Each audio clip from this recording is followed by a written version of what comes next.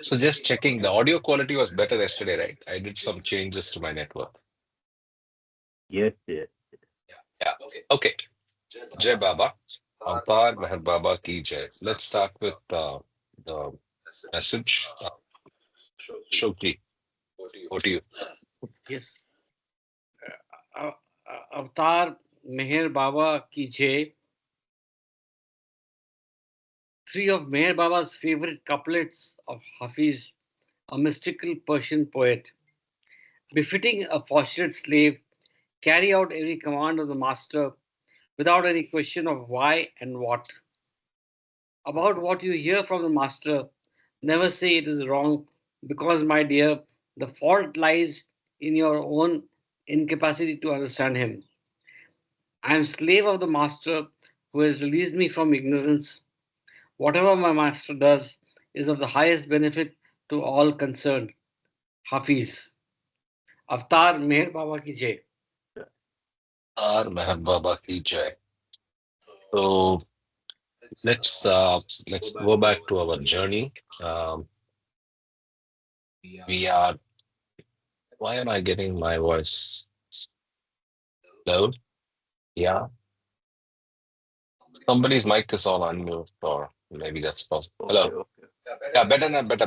Now it's better. Yeah, your mic, Mama. No, it's still bad. Let me reconnect.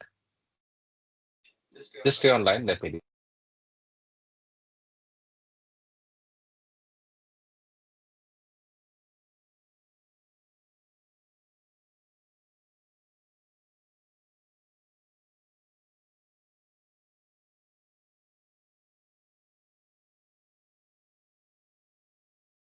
Hello, Jay Baba. Am I audible? Yes, Karthik, you're audible. It's okay, I think. Yes. It was my fault. If you remember, I told you, Ashok, I was connected on the phone first, so I didn't disconnect that. Okay, so let's just quickly see where we are. We are in the fourth chapter of God Speaks, and I mean the fourth part. There are no chapters. And the fourth part is about the equipoise of consciousness, right? And if you recollect, I was wondering what is the word for equipoise in Vedanta? The word I was looking for was Sthita Pragya, right? So it's basically the unmoved state of Pragya, not moving left, right, center, being unmoved by whatever. So that's what I was reminded about. And that's, I think, also close to the meaning that Baba associates to equipoise in his messages. Along with the equipoise, the topic that we talked at length was opposites. And to deal with opposites, we went to discourses and we read on opposites. In sanskaras, we read in opposites.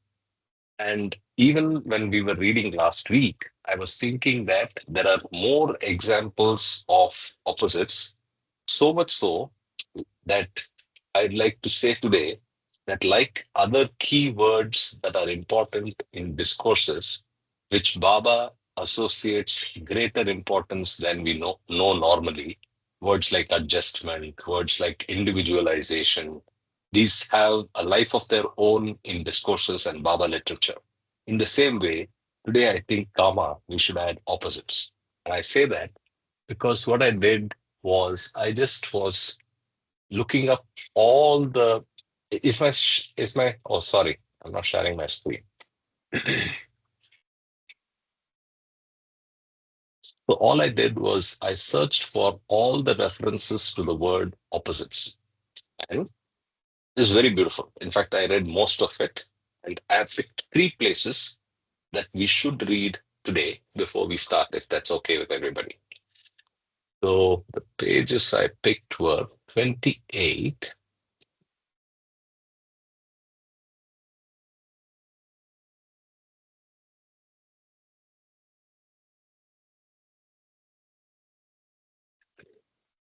This is 28. This is a beautiful imagery which drills the message more clearly, right? and I start. It's on physical book, page 28. Like the shuttle of the weaver's loom. So if you know the weaver's loom, there is a shuttle, there's a wooden piece that goes from left to right.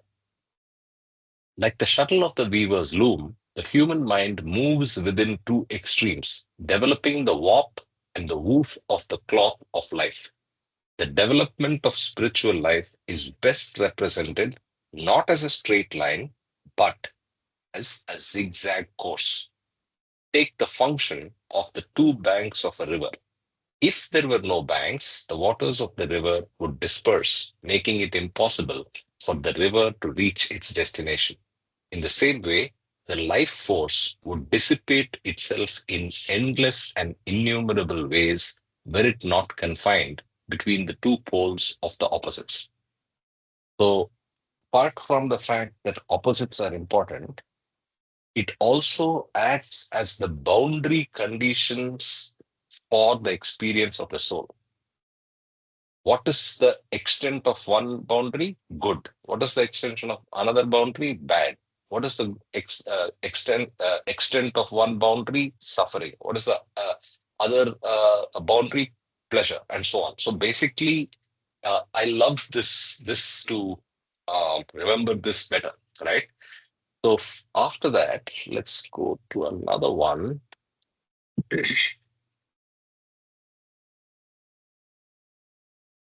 46. Let's just go to 46. Karthik, I'm having God speaks, but somehow this is God No, no, no, speaks. no, no. No, This no, is, no. This is discourses. Sorry. ah, This is discourses. 28 on discourses. So all I did was searched for the word opposites in discourses. Sorry if I was not clear.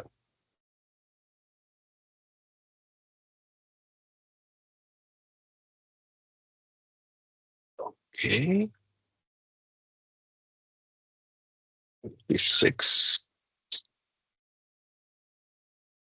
Yeah, here there is a Baba's talking about equipoise. So I thought that we should read this as well.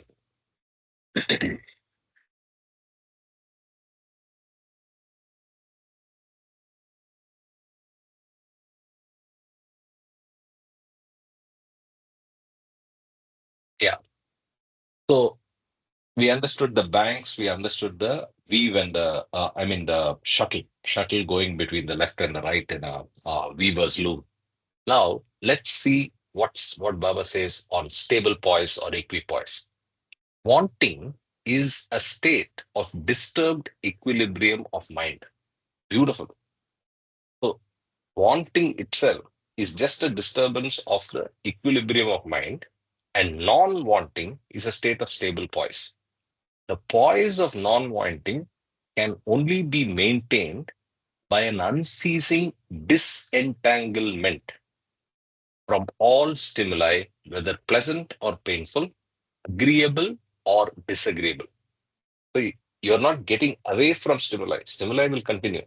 You just have to do disentanglement from it, right?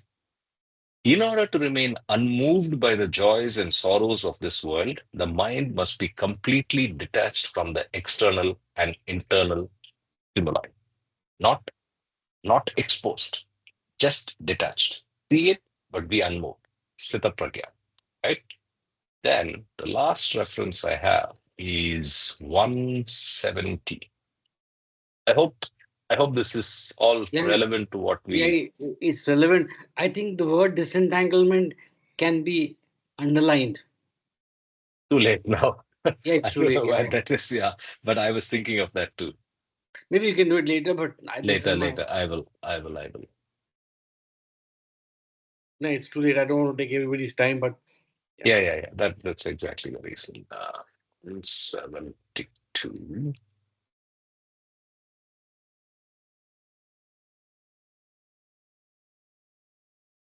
Ah. So again, this is also very good, but we covered it last week. Digging out of the buried roots. So ego, basically, the ego is sustained only by opposites, right? 72.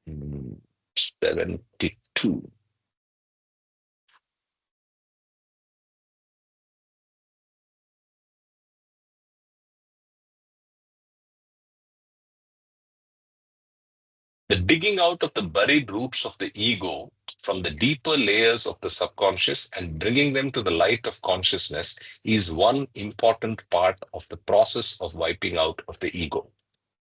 The other important part consists in the intelligent handling of desires after they gain entrance to the arena of consciousness. The process of dealing with the components of explicit consciousness is by no means clear and simple, for the explicit ego has a tendency to live through any one of the opposites of experience. If it is ousted from one opposite by the intensive operation of intelligent consciousness, it has a tendency to move to the other extreme and live through it. Through repeated alternation between the opposites of experience, the ego eludes the attack of intelligent consciousness and seeks to perpetuate itself. Masterclass in what ego is. This is just amazing, right? Yeah, I think this is more about ego, but why I'm bringing that up is it's relevant to what we are reading in part 4. Any thoughts, any reactions before we get back to our reading? That's all I had to say from as a prelude to today's reading. It makes a lot of sense and connection to what Correct. we read last week, Correct. and to continue from there now. Excellent. Let's start then. I just, Jay Baba, I just wanted to add Please. that we, in a very simplistic terms, for a layman, ego brings in a lag in your journey, LAG. So, Correct. anger, greed, and lust. So I think Absolutely. No gal, huh? Only lag. yes. Oh, but lust means gal, no? Lust means Gal. No, instead of lag, I'm using gal. acha gal. Okay, yes. Okay. On a lighter note. Okay, Yeah. so let's continue. Let's continue from page 34, which is where we were, and we'll continue reading from there. Star Meher Baba ki jai. As soon as the predominant counterpart of impressions is experienced and exhausted, and just when equilibrium is about to be maintained between the opposites of impressions of the last human form that was dropped, at this juncture, the soul automatically associates with the next most human form, molded of the consolidated impressions of opposites which were about to be in a state of equilibrium. So just before equilibrium can be reached, it takes the next human form. Thus, the gross consciousness of the soul, after experiencing either hell or heaven, associates with the next human form, takes another birth, to experience and exhaust the residual opposite impressions of the last birth. As has already been said, this next human form of the soul is nothing but the consolidated mold of the residual opposite impressions of the last form. It is in this manner that an apparently unending chain of births and deaths of human forms or beings continues to form and dwindle. This is the course of reincarnation in human forms of the soul after it has gained full gross consciousness through the whole series of evolution of the gross consciousness. Right from the unconscious state of the soul, comparable to the deep sleep state of man, until it has gained full gross consciousness, comparable to the wide open eyes of man in the awake state, while experiencing the gross world, the soul is one, capital O. The soul is one, capital O, indivisible, infinite, formless, and is eternally in the oversoul. I don't say capital Jai for Baba, oversoul because always in capital. Yeah, go ahead. Go ahead, come. Yeah, and that the paragraph that you read, you should underline the word apparently. Interesting. And that comes here. Yes. Apparently, in this manner, then apparently. Oh, apparently is so here Baba's emphasizing the quantum, the number. It's a 8.4 and 6.4 are all along. Isn't that what's happening? I noticed the word. Sorry, here. So what do you mean by saying apparently is important here? Because you know the important thing out here is that apparently unending chain, because we are so ignorant about the fact, we take the body as real, Mm, but body is only a medium. The gross body, subtle body, mental body, for the consciousness to emancipate itself. So the apparently unending chain of births and deaths. Now, for example, now Murthy, Rajendra Murthy, who just dropped his body in Ahmedabad. minutes back. So everybody is like, oh, shock, this, that, and all. There's nothing, The important thing is he's finished his sanskaras for this particular birth. So it's one of those apparent unending chains of births and deaths that one has to undergo, right? So that is why this word apparently is an important thing to be understood and cognized about. So Yeah. it's a very important word, apparently, right? Like adjustment, you know. Yes, yes, I agree. Yeah. I totally agree that apparent is also used very, very powerfully in multiple places in Baba literature.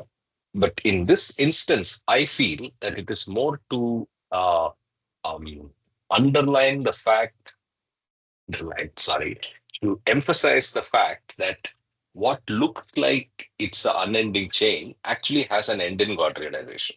So let's read this again. It is in this manner that an apparently unending chain of births. So the apparently is only to emphasize the unending part, is what I see.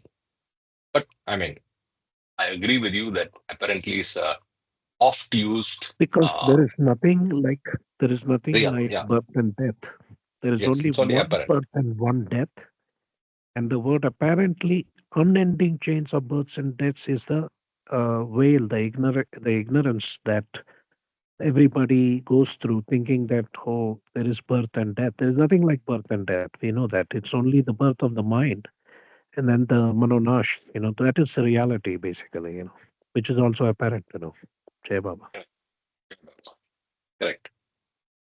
Okay. That's Hey, Baba, yeah, I yeah, just sure. want to add that we can also attach the supplement 19 in the light of what Kama highlighted, the real birth and the real death. So Real death, yes. there is only one birth, one and only once, and there's only one death, uh, and this chain of life, which is births and deaths, that is the soul changing its costumes or bodies. So that is just a process. And uh, uh, and you, Karthik, you mentioned some number, so I think it's each to each his own, because we can't say if there's going to be 84 lakh reincarnation or 64 lakh reincarnation. It all depends on the every individual's unique journey, is what I uh, have in my mind. Anybody can highlight No, if you're I. absolutely right. You're absolutely right. A good point. And Yes. we live on the hope of grace and compassion from the perfect master. And MBA's motto is MOM. Let's just Absolutely. go for minimum ordinary mukti, and obviously that uh, puts an abrupt and sudden end to the cycle of births and deaths with our pleadings to Baba and our living the Baba life. If we live the Baba life and also remember him as frequently as possible, there is a chance that He, in his infinite compassion, may pick us for being bestowed with MON. So, Yes, agreed. And so it's basically Namasmaran. Just internalize his name. And I think what Kama had mentioned earlier is that uh, Baba, that is the breath in, breath Ba and out. Ba. That is really a very practical thing, because every breath we internalize it. We may do some other work. We have our worldly responsibilities, but subliminally, ba and ba, breath coming in, breath going out, is a very practical thing. I feel. Absolutely. Absolutely. Well said. Jai Baba. Yeah, Baba. And, Let's continue. and Yes, Mamaji. one more anecdote from Kama is better go blindfolded. Let the master take you straight away to the goal. So then this number of apparent birth and death will be totally lost, and then you are reaching the goal. Just to remember that. Jai Baba. My theory is that's easier for those with the heart domination than the mind dominant people. Because the mind dominant people will end up questioning even that beautiful offer from Baba. So Baba's giving you an offer. It's like going to a shop and somebody gives you a very good deal, right? So you're just like, where's the catch? Right? So, though it's the easiest and simplest way where you just apply it, unfortunately, the those with the logical bent of mind are going to struggle to do it wholeheartedly. But let this again be a reminder that that's all we need to do. Let's continue. Okay, Baba, I have a different, I agree to what you say. It's the 80-20 rule that 80% people are basically more competent with the bhakti yoga, pure love, and the other Mhm. 20% would like to do self inquiry. But look at the combination: Vivek and Vairagya, discrimination and dispassion. How do you get detachment or dispassion? Only when you are able to discriminate. You can't just pluck detachment, dispassion just like that unless you have the gift of the grace of your teacher, of the Absolutely. perfect master. So, people who don't have the grace of the perfect master will need to use discrimination, that is following the whatever the 10 commandments of each of the different operating system, and do it with love, not with mechanical love or cultivated love, but try to develop that natural, spontaneous, organic love. And as you know from discourses, pure love is the gift of the perfect master, unless infatuation, lust, greed, anger, jealousy, and I'm adding fear and worry as the seven deadly sins are eliminated. And then Baba has given those four different ways: no backbiting, looking at the good points of others rather than their bad points, supreme tolerance, and the happiness of others. And worry is the biggest obstacle to this. So, what my understanding is that if you're a Mirabai or Tukaram, they have the gift of pure love from their perfect master or from the avatar. So they are able to use only bhakti yoga, pure love. But for ordinary human beings, especially in this particular time century, where we are very much affected by the practical realities of life, with so much of information overload, you need to have that discriminatory, that is why Baba said, read the discourses and God speaks. Whether you understand or not doesn't matter. So, what I feel is that unless we have the grace of pure love, we need to use the knowledge aspect, and try to bring that into our daily life. Jai Baba. Okay, I have a next provocative question as a follow-up. So, do we suspend discrimination or do we try to suspend discrimination?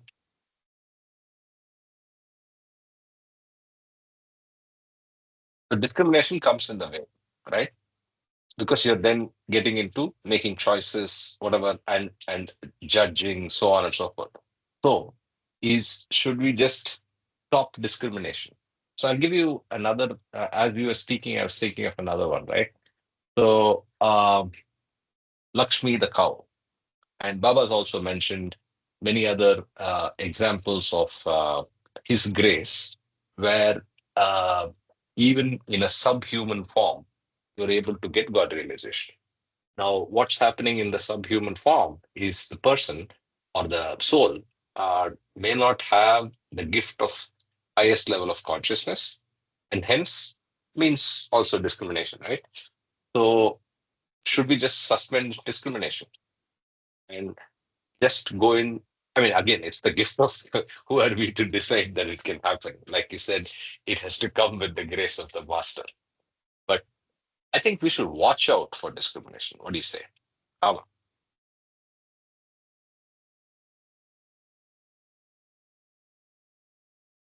Kama? Hello. So, yeah, Yeah, what I mean to say is basically that Ramana Maharishi said there are two ways. One is self inquiry, and one is complete surrenderance. So, this love part that you're talking about, Bhakti Yoga, is actually in practical aspect is surrenderance to everything that is happening to you around you. Okay.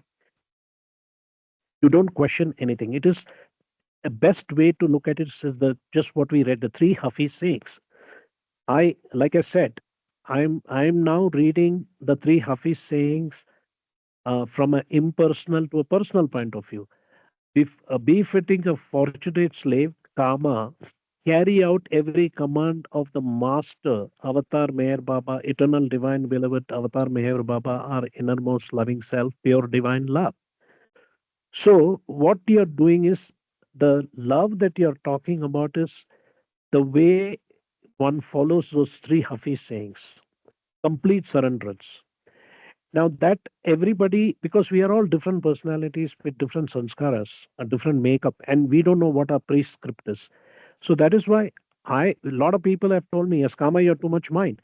See, this is my natural state, but that doesn't mean that I am not interested in, surrenderance, because I'm using, just like we are using our body as a medium, that consciousness is using this body as a medium.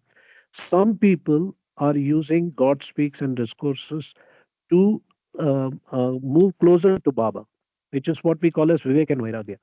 The other thing is, if people don't understand discourses or God speaks and find it too complicated, the best thing how to love Baba is complete surrenderance. And what do you mean by complete surrenderance? One is the Hafiz, like the seven awakenings that I keep repeating. For me that's a checklist. I mean, that is where we had that unnecessary, conflict or something. That is my way. I'm not saying that anybody can do whatever they want. We are all sharing our own journey. So for me, that seven awakenings is a great way for me to how to love Baba, including understanding the God speaks and discourses. That's what I meant. Jai Baba. absolutely. Okay, so let's continue. Long journey. Stay confident. Stay motivated. All of us, I mean. Look, one Yeah, one more thing I want to add is there is a happy ending for all the individual drop soul consciousness. Why? As you rightly said, everybody is going to get MOM, maximum 84 lakh human life cycles, exactly. right? So there is nothing to worry about. Enjoy, man. Like, you don't have to worry. You just write the entrance exam. Whether you're getting 100 rank or 1,000 rank doesn't matter, as long as you know that you're going to get in. And that is the beauty about Baba. You know, hey Baba. Absolutely. That's one way of looking at it. Another way of looking at it is I want to become a perfect master. We have one example of that as well. Another example is we want to do it faster. So it's all each one to our own sanskaric makeups. So let's continue. Throughout the Go whole, ahead. yeah, yeah, throughout the whole process of evolution, reincarnation was an absolutely spontaneous outcome of the first urge, manifested in the unconscious soul to become conscious of its eternal and infinite biggest self. As has been mentioned already, we can now understand that the cycle of evolution of consciousness of soul evolved further and greater consciousness together with the evolution of forms of higher and higher types, while exhausting the impressions of the disassociated forms of lower types. Thus, the evolution of consciousness of soul apparently causes the soul to identify itself with and gather varied innumerable impressions of higher and higher gross species of form of the gross world. The clean cut Jai Baba, and major, yeah, the last paragraph that you read, can you just bring it down? The yeah, the soul to identify. So, um, what I want to say here is, thus the evolution of consciousness of soul apparently causes the soul. It should be the causes the soul consciousness to identify itself, not the soul. Just a consciousness semantic of the thing. soul. Correct. Yes, yes, yes. In It fact, should that's a be, I know, because universal. it keeps repeating. Evolution of consciousness of soul apparently causes the soul consciousness to identify, not Yeah, the soul. yeah, perfect. And one more thing is, the previous paragraph is a very good summarization of what is going on in terms of the evolution of consciousness of soul, which is about consciousness, and the evolution of forms of higher and higher types. This is a very good, what do you call, succinct way of understanding consciousness and forms, evolution of forms, evolution of consciousness. So I think you could highlight that. Yeah, yeah, correct. Karthik, can you share the page number, please? 34, I think. Let me check. Yeah, it's okay. 35, sorry. Okay, let's continue.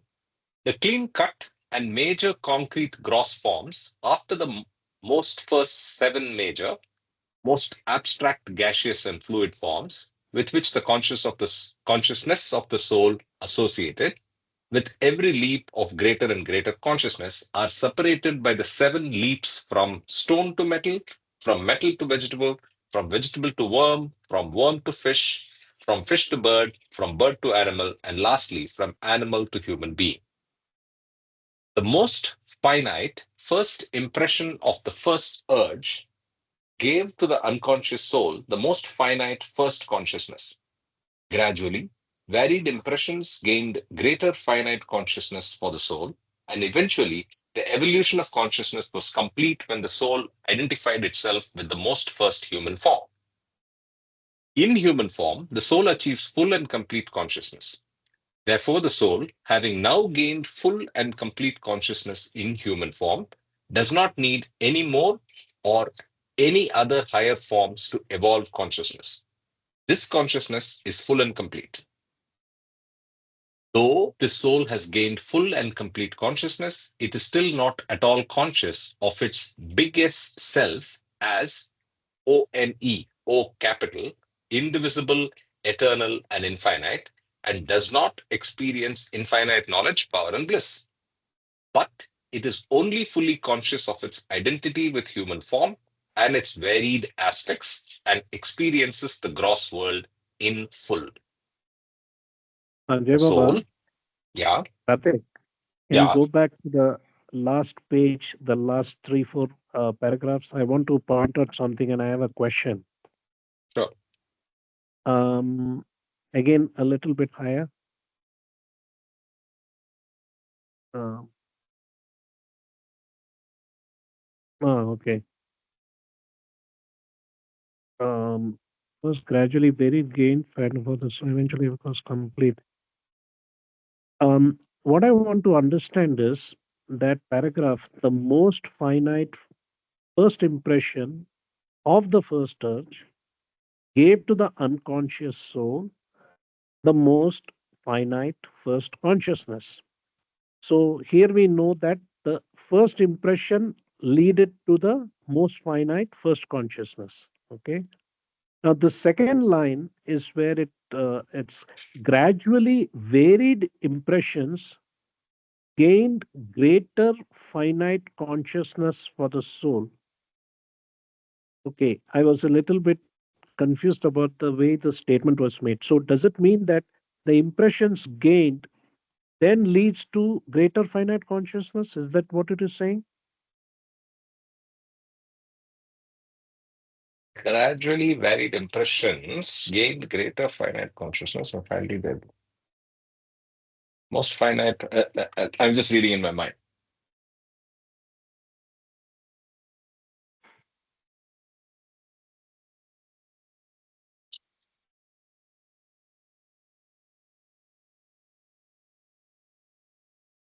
I feel here it means to say that the experiences that the soul undergoes increases or magnifies the consciousness of that soul gradually. Yeah, Yes, I that is agree. the right thing. Perfect. I think you hit the nail on the Yes, head. agreed. Can make that beautiful. The experiences, Absolutely. it's not the impressions. Yes. Yes. And Jay Baba, another important thing is that I think it's the conclusion of the inference. Therefore, the soul, now having gained full and complete consciousness in human form, does not need any more or any other higher forms to evolve consciousness. I know this is a simple thing. This consciousness is full and complete. So it says that the human form is the has achieved the complete consciousness and is a precondition for God realization. So I think this is an important thing that we are all blessed with being born as a human. I think we should give a lot of importance because this is our chance, or the preconditions are set. Now it's up to us how we utilize it. This is a very simple thing, but No, this no, was but we are talking about that particular line. Let's focus on that about what Yeah. doctor just mentioned because that semantic. Experiences. Yes, it should be because experiences leads to impressions. Correct. Further impressions. Yes. Yes. So I think you can probably make kind of it's a good way to make an editing note out there. A comment Mm. for future. Yeah. I think we can do that.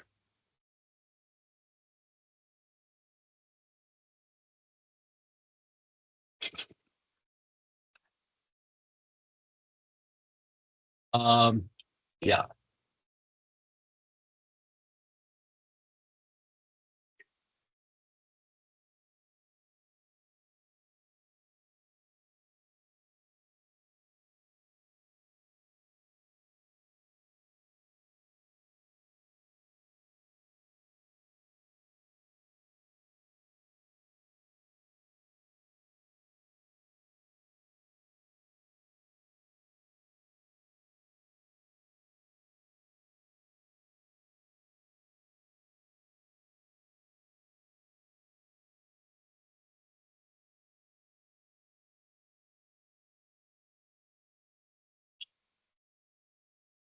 Yeah. Anyway. Oops. Yeah. Let's continue.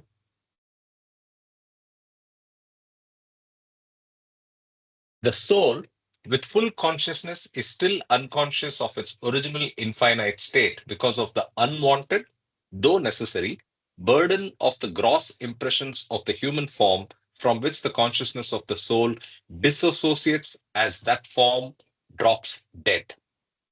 These impressions of the human form, now dead, still cling to the full consciousness gained, and as usual, the consciousness of the soul centralizes itself in these gross impressions of the human form just dropped. So this is the concept of human death, not real death, human death, just a dropping of the body. In trying to unburden consciousness of these impressions, The gross consciousness of the soul tends the soul to experience and exhaust these impressions through innumerable opposite experiences taken through a series of reincarnations. In this process of reincarnation, the consciousness of the soul, while trying to liberate itself from the burden of impressions, gets still further entangled at every stage of reincarnation. When a complete balance of experiences of opposite impressions is just about to be attained, it is just then disturbed by the consciousness of the soul associating itself with the next new human form. Absence of this association would otherwise have neutralized the effect of the impressions by an equal balance of respective opposite experiences and would thus have liberated the consciousness of the soul from all impressions of opposites. So it's that close. Like we are that close to God realization in the deep sleep state, in and around the dropping of the body and in the heaven and hell state, we are we are that close to be if we don't get associated with the uh, collected impressions and want to experience the next set of opposites. So just remember those two analogies that we read today. That those are very beautiful, and so it also underlines the importance of that. The banks of the river. If there were no banks, what is the end? What is the end? The water is just wasted, right? So that's one. Second is, what is the extent of the sari that you're making in the weaver is weaving? The extent of the sari is one left and one right. So that's how beautiful those two analogies are. So and if you're able to abandon this, you're done. Just abandon the shuttle, abandon the banks, you're done. Let me continue. Here, the simile of a perfect balance would be appropriate. The consciousness gained by the soul during. One point here, Sure.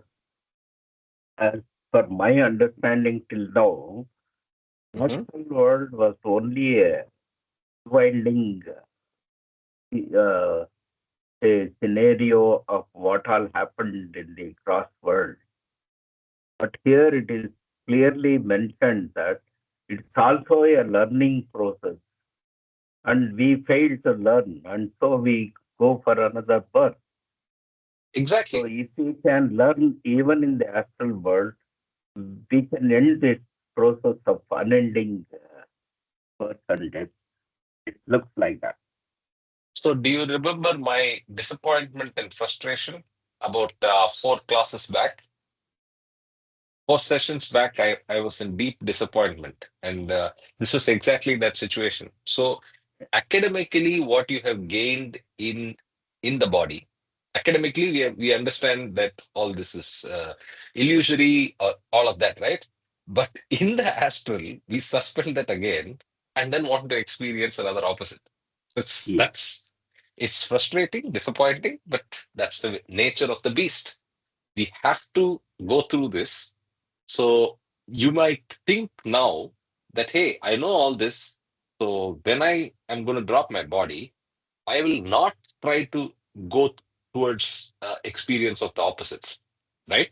But the consciousness of the soul does not have this as benefit which is ingrained in the soul. So it's what we are talking right now is only an academic understanding.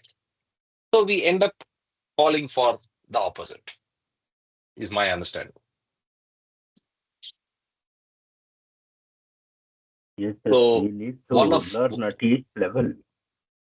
yes, learn and then internalize and make it part of the experience so that the soul does the right thing going forward, or rather doesn't go forward. Right. Okay, let's continue. Here the simile of a yeah.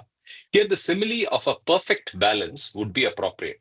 The consciousness gained by the soul during the process of evolution resembles the indicator at the fulcrum of a perfect balance, and the two pans of the balance are filled with unequal weights of opposites of impressions such as virtue and vice, etc. In this way, consciousness, acting like the indicator at the fulcrum, tries to gain equilibrium, which is impossible as long as there are in existence unequal impressions of opposites remaining to be experienced.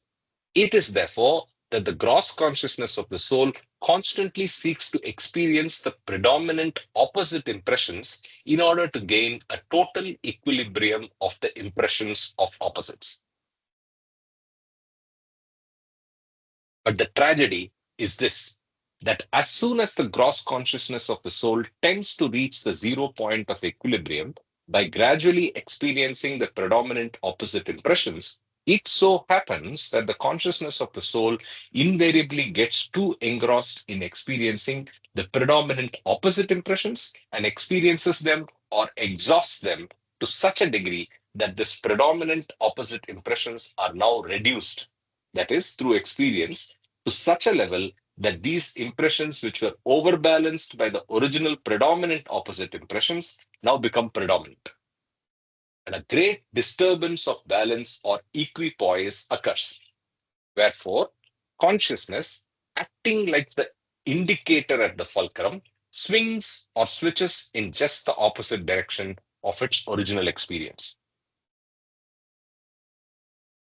It is at this juncture that the consciousness of the soul turns towards the experience of the newly predominant opposite impressions through another human form. A human being takes form or birth as a medium to satisfy the demanding need of the consciousness of the soul, which now seeks to exhaust or spend or experience the more predominant opposite impressions. It is but natural that the predominant qualities manifested now by this human soul will be in accordance with the predominant opposite impressions of which this new human form is but the mold. This is the new one. Thus, in the process of reincarnation, the fully gross conscious human soul, fortified with fully developed subtle and mental bodies, though unconscious of these, must necessarily experience countless varied experiences of impressions of opposites, the impressions which are diametrically opposite in a chain of unending experiences. I dare say, in a chain of apparently unending experiences, because there is an end. Through its association with the gross body, the soul seeks to exhaust its previously accumulated opposite impressions, but rarely succeeds in doing so. On the contrary, it often accumulates fresh impressions of opposites. When the gross form is about to exhaust the impressions which brought it into existence, it is dropped. The residual opposite impressions lead the soul to heaven or hell, in accordance with the predominance of virtue or vice. In, discar- in discarnate existence also, all opposite impressions seek to be exhausted through the subjective experiencing of vivified impressions. But even here, in the state of heaven or hell, the equipoise of impressionlessness is generally approximated but missed, and the residual predominant opposite impressions goad the consciousness of the soul to associate with a new gross medium. I repeat this line. But even here, where in the heaven and hell state, but even here, in the state of heaven or hell, the equipoise of impressionlessness is generally approximated but missed. And the residual predominant opposite impressions goad the consciousness of the soul to associate with a new gross medium. Just what Mamaji was saying 5 minutes back. So the fulcrum, the indicator, could be at the point of equilibrium, thereby releasing the consciousness of the soul towards God realization. But it leaves it does not maintain the equipoise of impressionlessness and goes to the predominant opposite. Right? Complete equipoise is lacking in death as well as in birth. So, in the consciousness, in the living form of, I mean, when you are in body, you don't have equipoise. We can relate to that. Even in death, we do not have that equipoise. It can only be achieved in the gross world. Therefore, okay, that's an important point. I'll repeat both lines. In fact, let me start from the beginning, if you don't mind, the whole paragraph. Through its association with the gross body, the soul seeks to exhaust its previously accumulated opposite impressions, but rarely succeeds in doing so. On the contrary, it often accumulates fresh impressions of opposites. When the gross form is about to exhaust the impressions which brought it into existence, it is dropped. The residual opposite impressions lead the soul to heaven or hell in accordance with the predominance of virtue or vice. In discarnate existence also, all opposite impressions seek to be exhausted through the subjective experiencing of vivified impressions. But even here, in the state of heaven or hell, the equipoise of impressionlessness is generally approximated but missed. And the residual predominant opposite impressions goad the consciousness of the soul to associate with a new gross medium. Complete equipoise is lacking in death as well as in birth. It can only be achieved in the gross world. Therefore, an endless chain of lives in the gross sphere is sustained by residual impressions until consciousness succeeds in getting established in impressionless equipoise. Okay, what does this line mean? It can only be achieved in the gross world. Any comments? Yes, that is a clear catch here. So Yeah. whatever say struggle or learning has to be done is only in this cross world to Yes. move ahead. Probably the astral world is only to reflect, but that reflection doesn't lead you to learning. So it pushes you to the other extreme to go ahead and experience that. Yeah. Perfect. So but it adds up in a better way, right? So if you go back, if you step back and look at what is the objective of the consciousness of the soul, it is for a conscious experience. It's for experiencing itself as God consciously, because unconsciously you're doing it in deep sleep. So to do it consciously, it has to be in full gross world and in gross form. The the what should I say? The compassionate consideration is you get ordinary mukti. Compassionate consideration is you get it when in as when you have dropped the body. But otherwise, it's best done or can be done only in the gross world. Yes. Yeah. Let me continue. At every stage and in every state of reincarnation, the consciousness of the fully human conscious soul gets firmly centralized in the more and more concentrated impressions of human forms with which it has identified and from which it has disassociated. There seems to be no escape from these concentrated impressions. These impressions must be experienced and exhausted, and the more the impressions are experienced, the more the impressions become concentrated. There is an asterisk.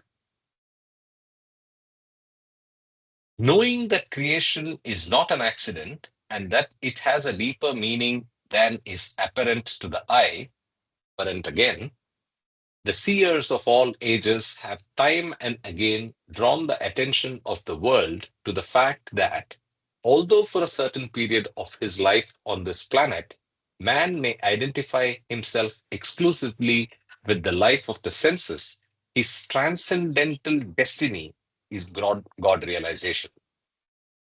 Like that phrase, transcendental destiny is God realization. Going further, Maulana Rumi in his Masnavi has a parable that illustrates this. The cub of a tiger happened to be reared amongst a flock of sheep. As the cub grew up, it developed all the traits of the sheep and grazed and bleated like them, so that it never thought of itself as anything different from the sheep. One day, however, a tiger from the jungle approached the one from the flock and said to him, "Do you know that you are a tiger like me and not one of the sheep?" Thereafter, he coaxed the strayed tiger to look at its image in a rivulet nearby and succeeded in enlightening it as to its true nature. The moral of this fable is that man also allows himself to be identified with the world of the senses and seems to have no way of escape. But there is a way of escape, for eventually a master appears who enlightens him. He is then redeemed and finds himself in the course of time face to face with his ultimate goal, God realization. What I like in this parable, this story, is the answer to the question if somebody asks you, um, why do you need a master? Why do you need a guru? We are that sheep, or rather that tiger, that has grown among sheep. And we need that master and the rivulet or the mirror to even recognize our true nature and make progress towards it. So, beautiful example, beautiful uh, um, footnote to the word escape. I mean, basically, the getting out from this apparently unending chain. Any thoughts? Let's continue. The only solution to thin out this concentration of impressions is for the consciousness of the fully human conscious soul to experience increasingly and more rapidly these impressions in such a way and in so great a frequency that every impression experienced and the impression that this experience created should be counterbalanced somehow by an opposite impression. Throughout the process of reincarnation, this play of balancing and counterbalancing the opposites of impressions continues, and on this play is sustained the reincarnation process. On this play depends the eventual emancipation of the human conscious soul from the chains of ignorance and the ultimate realization of self-consciousness. Thus, in the process of reincarnation, the fully gross conscious human soul must necessarily experience innumerable and diverse experiences of impressions of opposites, the impressions which are diametrically opposite in an apparently unending chain of consistent experiences. What is consistent experiences? Consistent to what? Consistent with what? Thus, I reread this paragraph. Thus, in the process of reincarnation, the fully gross conscious human soul must necessarily experience innumerable and diverse experiences of impressions of opposites, the impressions which are diametrically opposite in an apparently unending chain of consistent experiences. So I don't want to dwell too much, but I think it's basically consistent as in it's Diametrically opposite. The and then impressions which are diametrically opposite in an consistent as in apparently conforming. Yeah, unending chain of consistent experiences. yeah. So it's more to refer to the consistency in the nature of opposites and the fact that they appear without fail. That's what is the usage of the word consistency here. I mean, consistent here. And I'll also continue. here, I reminded of Baba's telling that suffering is good for you. Suffering you have to go through. There is no escape. So don't worry about suffering. So that Yes. makes a lot of sense here. Correct. And he says more. He will give the strength to take all the suffering, and he will provide the strength as long as you leave it to him and not get lost in the suffering. And again, yesterday I was reading something. I was listening to a video. I'm sure you have all heard of this, but it's so difficult to do it in real life, right? He says that I will start worrying for you only when you stop worrying, right? So when you stop worrying, it becomes my burden. That is his H capital, his burden, right? But it's very difficult for us to do that, right? I'm speaking from my perspective. We always think that as human beings, in our forced identification with our body and our surroundings, that we are in control. And we think that by worrying, we make a change. But we cannot. The moment you resign to that, Baba takes over. But so difficult to put it in practice.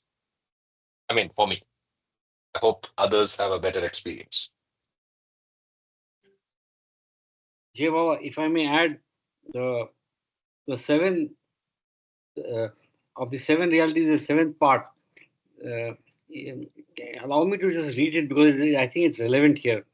The only real surrender is that in which poise is undisturbed by any adverse circumstances, and the individual, amidst every kind of hardship, is resigned with perfect calm to the will of God. So I think the real and complete surrender to Him, and by तुम ही हमको पार कराओगे इस दुनिया से, तो I think we just complete surrender to Him, and that is the prescription.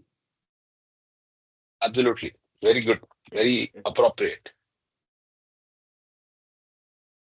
Ticket हाथ में है, नॉलेज हाथ में है. हम मूवी देखने के लिए वो करेक्ट मल्टीप्लेक्स में अंदर नहीं जा रहे हैं, लेकिन क्या करेंगे, हाथ में टिकट रखे हैं. Let's continue.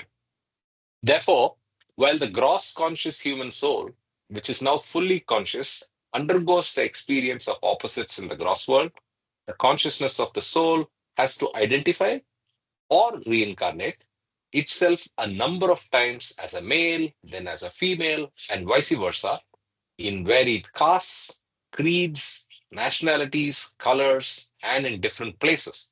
As rich one time, then as a pauper, sometimes healthy, and sometimes sick, and so forth, all the while reviewing opposite impressions, creating opposite impressions, and simultaneously exhausting them by opposite experiences. It is only through these diverse opposite impressions Here and also, the last experiences. and simultaneously exhaust them by opposite experiences. Exhaustion of your impressions is only by experience. Experience, Opposite. yes. Underlining what you picked up earlier, yes. So impressions are exhausted either in opposite or in first form only through experiences, yes. It is only through these diverse opposite impressions and their respective opposite experiences, again, that the gross conscious human soul in the gross world could possibly one day, after millions of births and deaths, and through these opposite experiences of births and deaths, be able to balance or thin out the residual or concentrated opposite impressions. So over a series, you slowly thin out. I like that. Let's mark that out. Where is thin out? Thin out.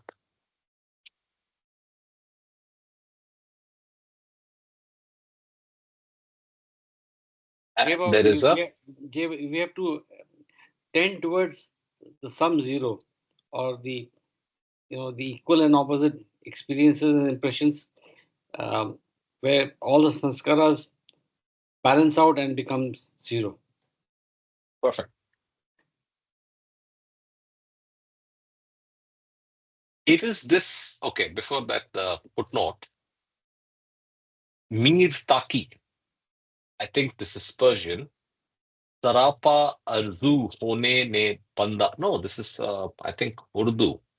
Sarapa arzu hone ne banda kar diya humko, wagarna hum khuda ke gar dil e be mudawa hota. Mudua hota. Mudua hota. I think let's focus on the translation, and apologies on my pronunciation. The fact that I am weighed down from head to foot with desires has made a slave of me. I should be God in reality, where my heart and mind desireless. If my heart and mind were desireless, I should be God in reality. The fact is, I am completely weighed down from head to foot with desires and has made me a slave. And here I think the two words are khuda and banda. Where is, I think maybe banda is just a slave. Correct. Atma is banda. The Shivatma is khuda. So I'm looking for the word slave, but I don't know which of that in Urdu is slave. But this is Jivatma and this is Shivatma. Okay, let's continue. It is the cycle of deaths and consequent births of human forms that ultimately results in inciting the fully evolved consciousness of the gross conscious human soul to involve this consciousness to that depth where the fully involved consciousness of the soul realizes the reality of the infinite, eternal state of the biggest self. This process of involution of consciousness gradually takes place as the gross impressions of the opposites gradually become fainter and less concentrated. At this stage, the consciousness of the gross conscious human soul gradually gets disassociated from the gross world as the involution of consciousness enfolds and gradually disassociates from experiencing the impressions of the gross world. So we come across the word after all the evolution and after all the kingdoms, after all the reincarnation, we finally hit upon the word involution. And it starts by the word, two other words. One is involve, and the other one rarely used is infold. That was that. As this stage, the consciousness gets as the involution of infolds, like here. So at this stage, the consciousness of the gross conscious human soul gradually gets disassociated from the gross world as the involution of consciousness infolds. So it's more like unfolds. But is this even a... Yeah, it's more enfold, right? Also infold. It's an ancient usage. Yeah. It's more like engulf, envelope. Yeah. Here you can imagine a must. They are in the gross world, but they are not in the gross world. They are enfolded. They are in the involution stages of either subtle or mental world.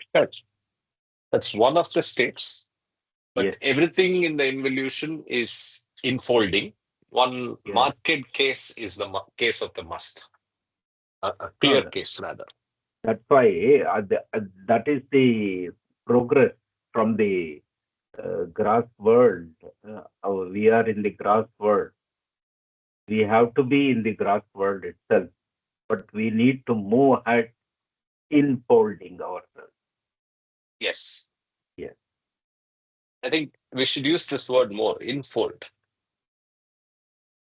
Okay, involution of gross consciousness is only possible when the opposite impressions gradually, after a very, very long process, thin out through the process of unfailing reincarnation, which leads to the limit of gross impressions of the opposites and gross experiences of the opposites. Both impressions as well as experiences thin out after a long, long process.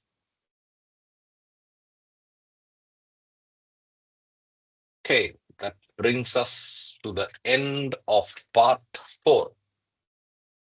Any quick comments or thoughts before we go to the next phase, next part, which is involution of consciousness?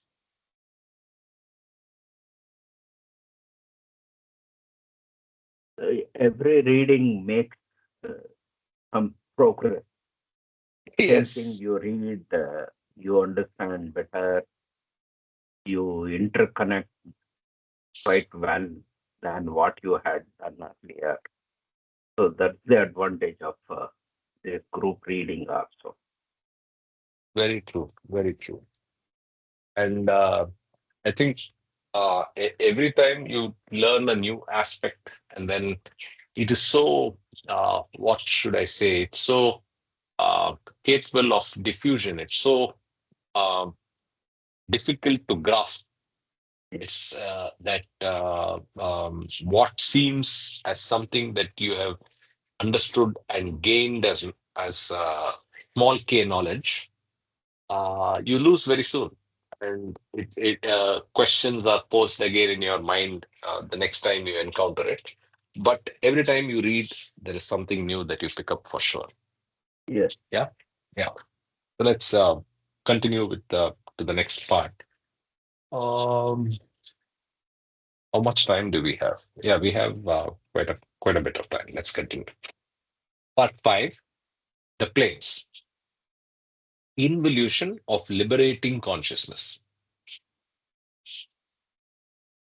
When the consciousness of the soul is ripe for disentanglement from the gross world, it enters the spiritual path and turns inwards. Its gross impressions now become less deep. They become fainter or more subtle, with the result that the soul now becomes subtle conscious.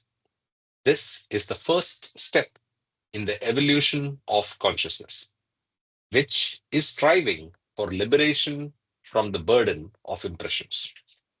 A number of cycles of births and deaths in the human form have to contribute towards that ripeness of gross experience, which ultimately propels the consciousness of the soul onto the path of liberating involution, on which impressions become fainter and fainter and eventually disappear. Gross impressions become subtle impressions become mental impressions, and mental impressions are ultimately wiped out, leaving consciousness free to reflect the big T truth. Let's go to, I think, the supplement to see what is rightness, right?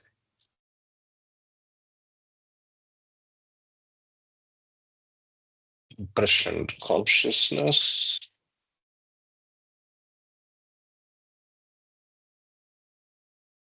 Coming from 41, right? We in 41. Yes.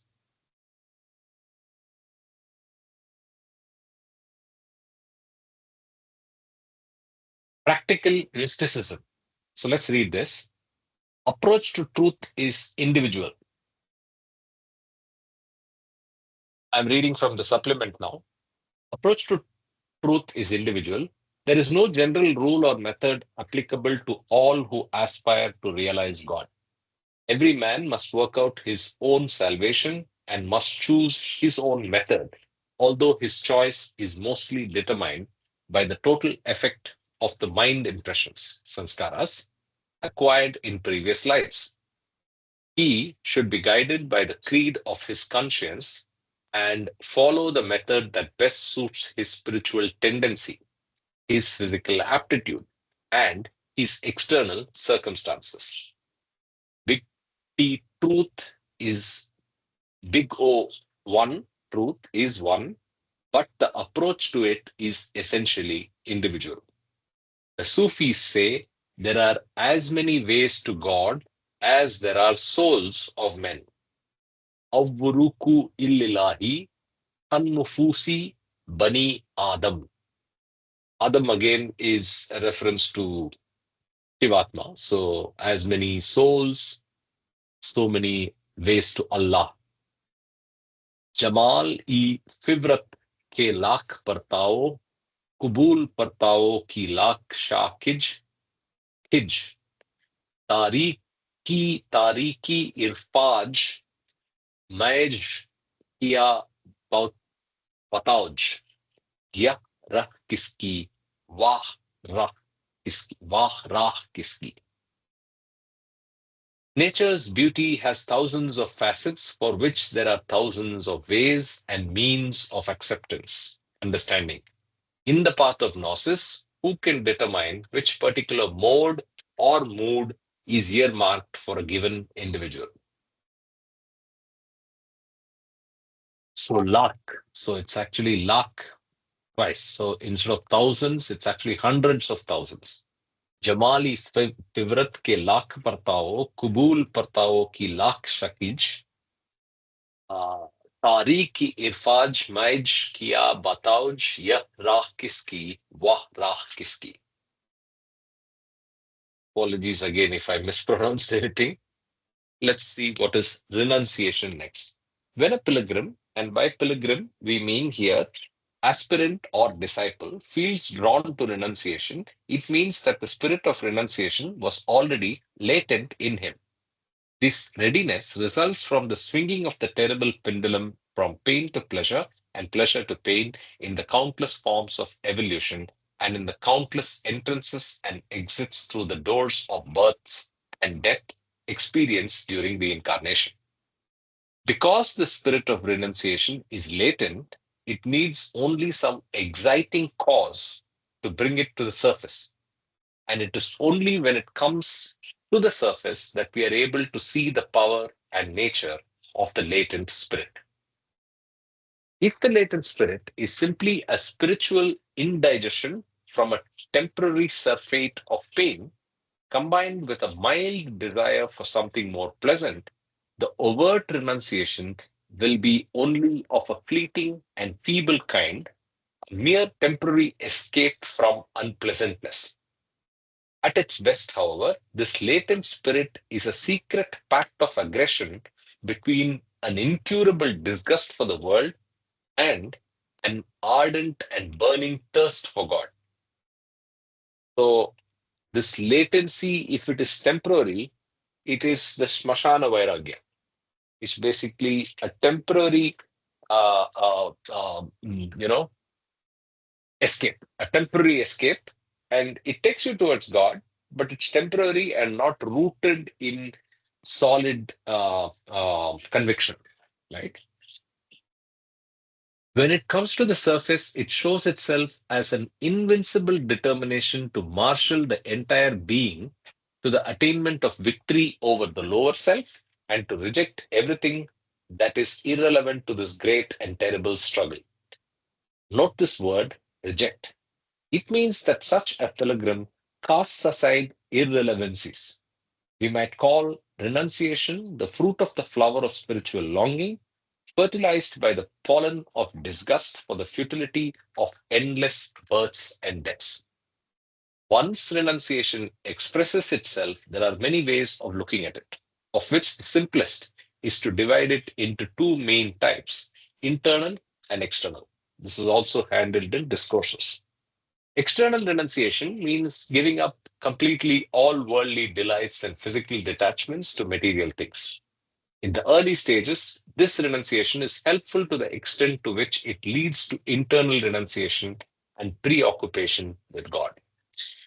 Tens of thousands of so called sannyasis, renunciators, are to be found in India, of whom far too many have adopted this external renunciation only as a profession that enables them to indulge in an unproductive life of idleness. Very strong words. External renunciation, external renunciation, however, can be and often is real. When this is so, it will be inevitably led on to internal renunciation, sorry, and this is the renunciation that matters. Internal renunciation means the control of desires at their very, very source, so that the mind does not fall a prey to the demands of lust, greed, and anger. This does not mean that one shall cease at once to have such thoughts. This is impossible, as such thoughts will continue to be troublesome as long as the sanskaras from which they arise are part of one's being. The fight is necessarily hard and long. For the West in particular, external renunciation is inadvisable and impracticable. It should be internal and of the mind from the start. One should live in the world, perform all legitimate duties, and yet feel mentally detached from everything. One should be in the world, but not of it. The Sufis say, Dil bayar, dast bikar. The heart is with God and the hands for work. Hazrat Nizamuddin Awliya, the perfect master of Delhi, was once asked by a visitor how one should live in the world. At that moment, it so happened that a few women were passing by with pitchers of water balanced on their heads, and as they walked, they gossiped and gesticulated. Pointing to them, Nizamuddin said, "Look at these women. That's how you should live in the world." Asked to explain this cryptic remark, the master continued, "These women returning from the well with pitchers balanced on their heads seem to be thinking of nothing else but exchanging tidbits of gossip with each other. And yet, they are all the time concentrating on something far more important, on balancing the pitchers on their heads. Thus, whatever your body, your senses, or the purely surface part of your mind may be occupied with, see that the root of your mind is constantly focused on God." Vaitag and Vairagya. If we look upon renunciation as being a state of mind, we can understand how this state of mind may be either temporary or permanent. The former is known as Vaitag and the latter as Vairagya. Vaitag, temporary renunciation, is simply a temporary disgust for the world and its affairs resulting from some shock, disappointment, or loss, combined with a vague desire for God, or it may come from a sudden impulse.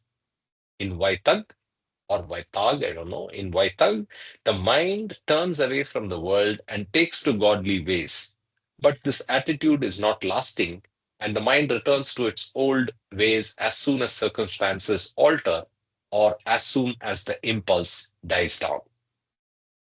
Vairagya, irrevocable renunciation, however, is an attitude of mind involving such a longing for God and such a deep indifference to things worldly that once roused, it knows no retreat and is proof against all temptations to give it up. The famous example of Gautama Buddha is illustrative of Vairagya.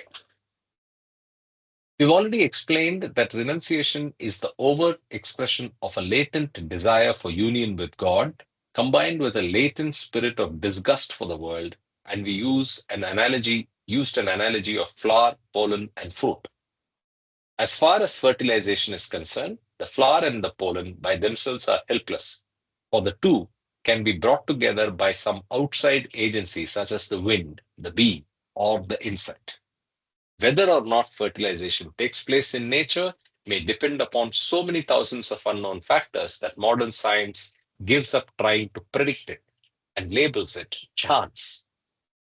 That, however, is beside the point at the moment, and in our analogy, we shall think of this fertilization as a gift. To return to Vairagya, let us remember that the longing for union with God is latent in every living being. However, it only pushes its way into consciousness when the soul approaches the beginning of what Meher Baba in the divine theme calls the realization process. The disgust for the world is also something that develops naturally in all of us and which grows more and more powerful as we draw nearer to the beginning of this realization process. When the flower is in full bloom and the pollen ripe, the wind or the bee gives the gift of fertilization that produces the fruit. In the same way, also, when this moment of inner readiness comes, a divine gift descends upon the soul, which fertilizes the longing for God and the disgust or indifference for the world, and so brings about the priceless fruit of Vairagya. This divine gift may be a touch of inner grace from the indwelling God, or it may be the result of contact with a saint or a perfect master. But it is always a gift. Vairagya, when it first becomes manifest, will almost certainly express itself for a time as an external renunciation. But Vairagya, being permanent, will always lead sooner or later to the real renunciation, which is internal. When an aspirant has such an intense longing for truth, big T, he is qualified to enter the path, big P. There is a story of a master who was pestered by a disciple as to when he would realize God.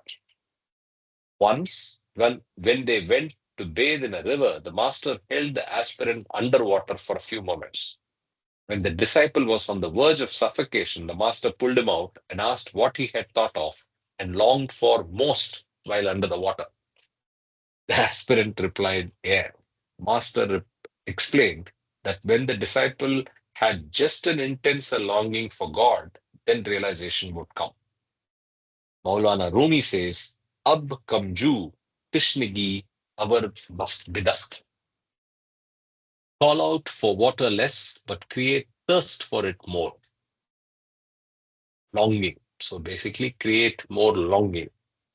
In the words of Meher Baba, the path, big P, begins with a conscious longing for a deeper reality. As the fish which is taken out of water longs to go back to the water, so the aspirant who has sensed the goal, big G, longs to be united with God. In fact, the longing to go back to the source is present in each being from the very time that it gets separated from the source by the veil of ignorance. But it is unconscious till the aspirant enters the path, big P. And there is a footnote. This is from Stages of the Path, Discourses, pages 128 to 134. Right? So, footnote is pretty long, and the whole supplement. So, do we take a pause here, or shall we finish it? I think you can finish it. I think so too. Thank you. Forgetfulness. So, we finished renunciation. Now we are doing forgetfulness. The whole philosophy of approaching and realizing the truth hinges on the question of what we may call forgetfulness. The word forgetfulness used here must not be associated with its commonly accepted meaning of forgetting to post a letter or of a state of mind that is simply dull and blank.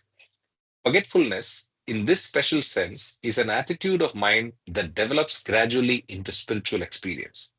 External renunciation is not forgetfulness because it is mostly physical and partly mental. But internal renunciation, when it becomes purely mental, does assume the quality and dignity of forgetfulness. Thus, one may renounce the world, but it's not easy to forget it. Forgetfulness, in this special sense, thus explains the secret that lies behind all happiness, spiritual or otherwise. that human beings experience. The Sufi term for this forgetfulness is bikhudi, and it should not be mixed up, though it often is, with behoshi, unconsciousness.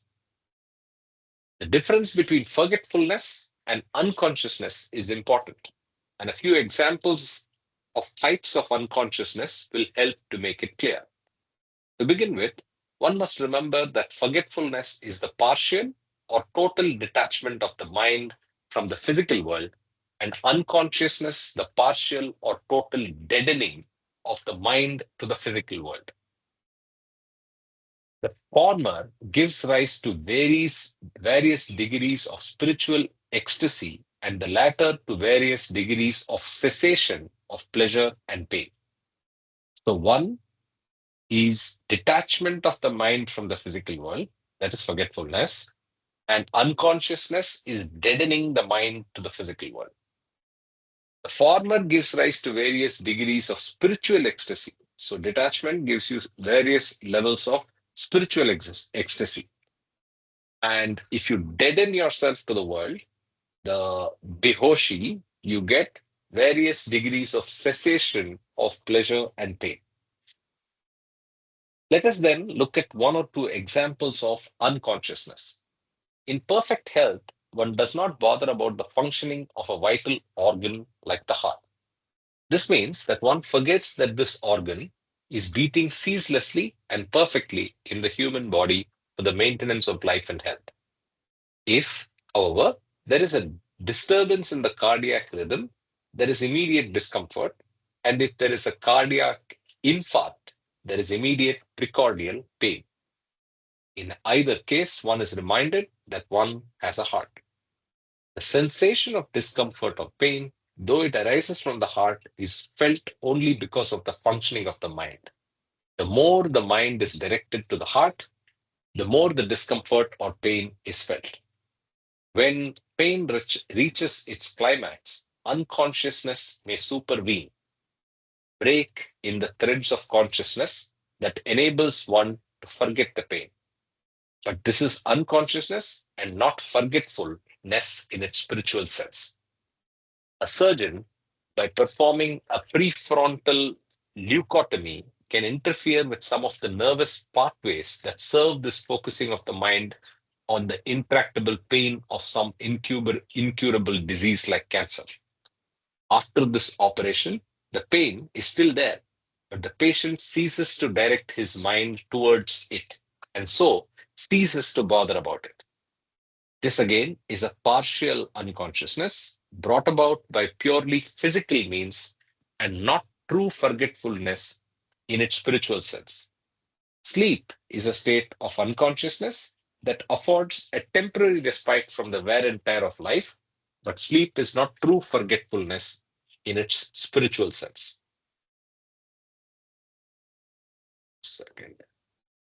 The whole philosophy of happiness and unhappiness, therefore, hinges on the question of forgetfulness of some kind or another, and of remembrance of some kind or another. Remembrance is an attachment of the mind to a particular idea, person, thing, or place, and forgetfulness is its opposite. Once it is understood that remembrance causes pain, it follows that the only cure is some kind of forgetfulness. This forgetfulness may be either positive or negative.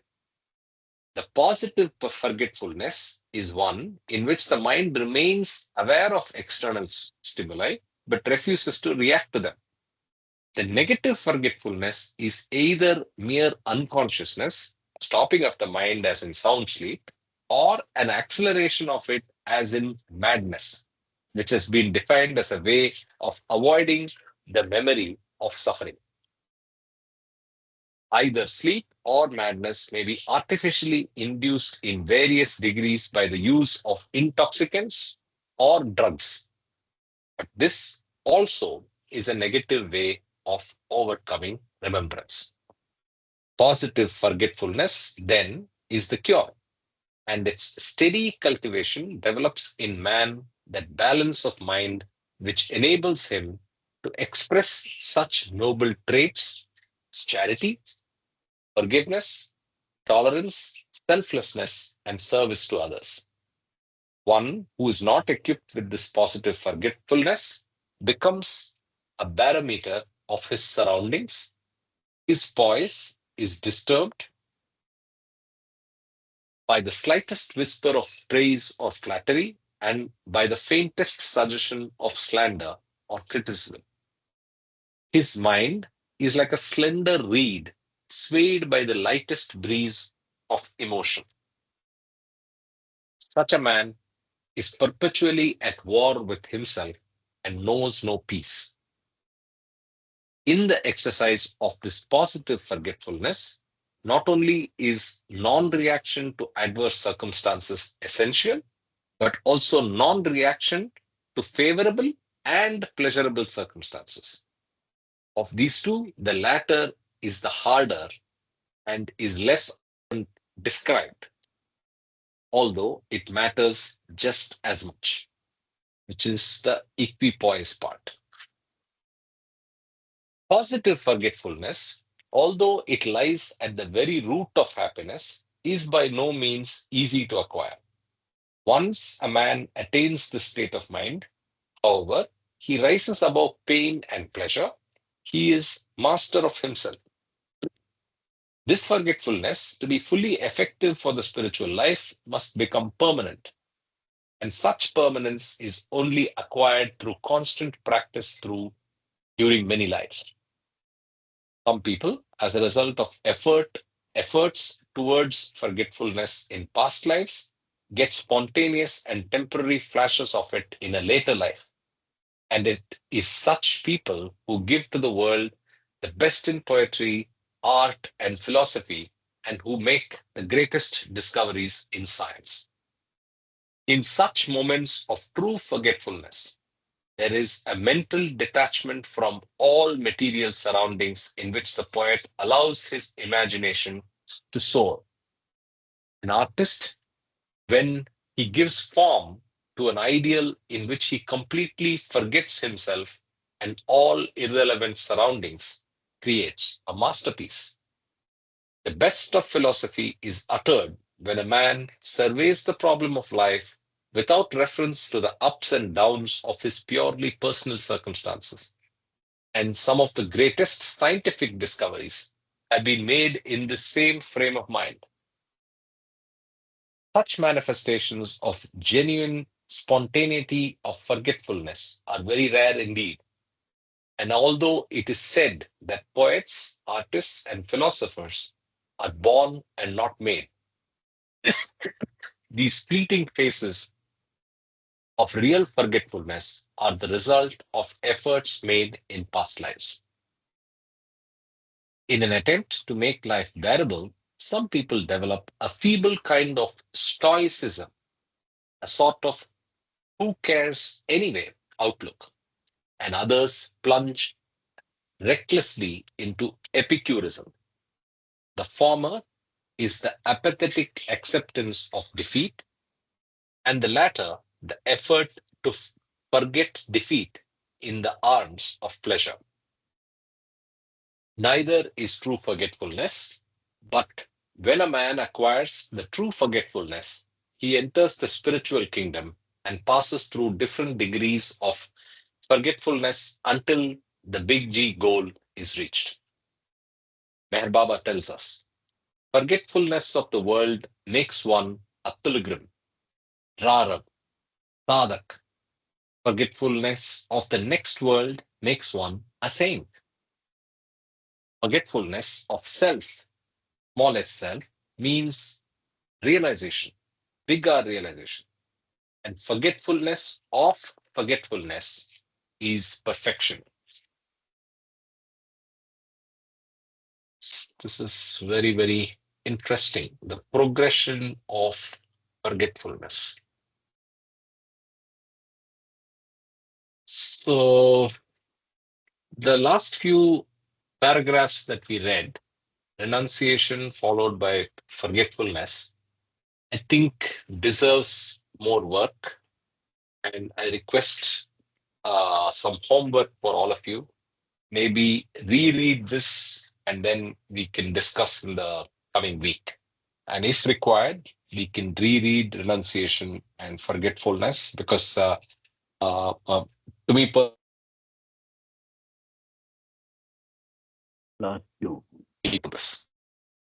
Any other thoughts before we wrap up?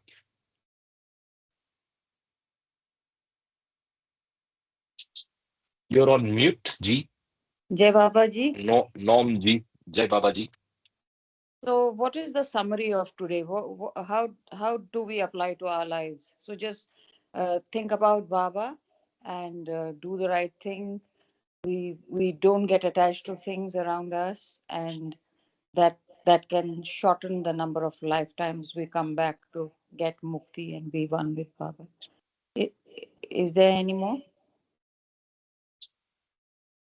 Yeah, that's a good uh, general summary. Yes, agreed.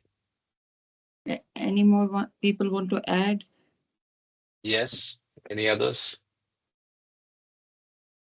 Be in forgetfulness with lot of memory of Baba. Wow. That's a good one. Yeah. So basically, it's His grace.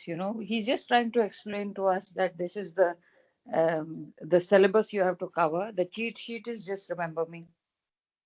Yeah, cheat sheet is remember me. Yes.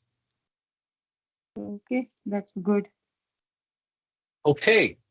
So thanks everybody, and look forward to connecting in the coming week for both Balna 2 and God Today, Speaks. Meanwhile, what's that? Repeat. Sushma did. Hi, am I audible? Yeah. Yes, you are. How now? I wanted to ask Kama, how's Kashmir doing with him, or he's doing in Kashmir? How's he doing? Yeah. Actually, I want to hear more, but It's good. maybe we can It's good. stop No, no. recording. Yes, please. Yeah. Okay, I will just do that. Just 1 second. If Kamaji, there's nothing else, can you look up yeah. Majestic Hotel where it is?